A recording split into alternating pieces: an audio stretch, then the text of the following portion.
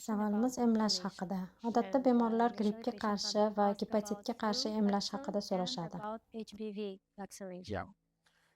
Birinchi navbatda transplantatsiyadan keyin emlash haqida bilish juda muhim masala. Esda tuting, har qanday shifokor biron bir vaksina yozganda, siz doimo bu jonli vaksinami yoki o'lik vaksinani ekanligini tekshiring. Transplantatsiyadan keyingi davrda jonli vaksinalarga ruxsat berilmaydi. Faqat o'lik vaksinalarga ruxsat beriladi. Endi siz so'ragan ikkita vaksinangiz haqida to'xtalib o'tamiz. Ulardan biri grippga qarshi emlash, ikkinchisi gepatit B virusiga qarshi. Grippga qarshi vaksinalarning ikki turi mavjud. Ulardan biri jonli vaksina bo'lib, u burun sprey orqali beriladi. Transplant bo'lgan bemor buni qabul qilmasligi kerak. Grippga qarshi boshqa vaksinalar olinishi mumkin va albatta tavsiyalar asosida olinishi kerak. Deylik, oktyabr oyining oxiriga kelib, bir Fluvac oldingiz. Endi uni har yili takrorlash kerak, chunki gripp har yili o'z shtammini o'zgartiradi.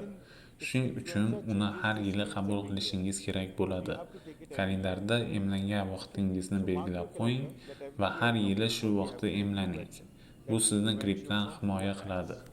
Gepatit B virusiga kelsak, odatda operatsiyaga kelgan bemorlarni ikki guruhga ajratsak bo'ladi.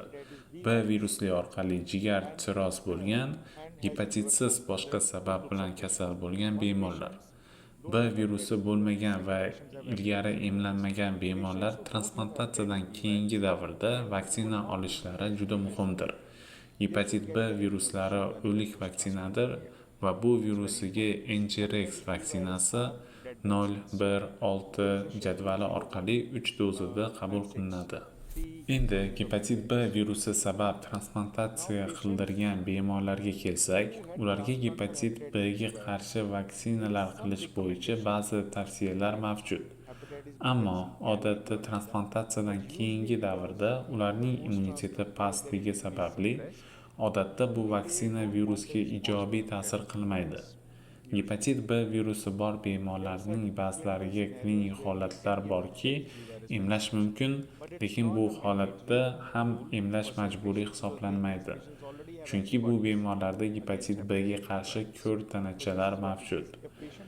Esda tutish kerak bo'lgan detal: agar bemorda transplantgacha gepatit B virusi bo'lmagan bo'lsa, ular albatta emlanishi zarur.